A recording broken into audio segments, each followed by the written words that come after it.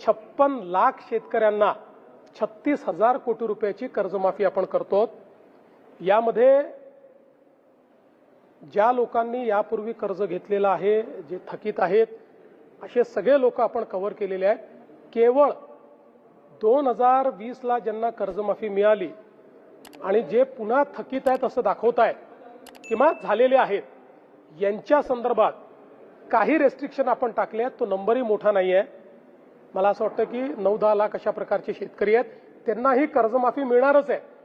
पण वारंवार म्हणजे 17 ला मिळाली, 20 ला मिळाली आणि पुन्हा 26 ला, तर यातनं बँकिंग हे पूर्णपणे कोलॅप्स होईल आणि म्हणून बँकिंगही कोलॅप्स होऊ नये आणि शेतकऱ्यालाही मदत मिळाली पाहिजे म्हणून त्यांच्यापुरतं काही अटी आपण टाकलेल्या आहेत, ज्या अटी जवळपास मला असं वाटतं 99% शेतकऱ्यांना त्याची अडचण पण येणार नाही।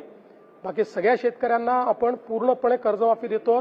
तो 15चा आहे का 16चा आहे का 14चा आहे हे देखील आपण बघितलेलं नाहीये आणि 2 लाखापर्यंतची कर्जमाफी पूर्णपणे आपण देतो।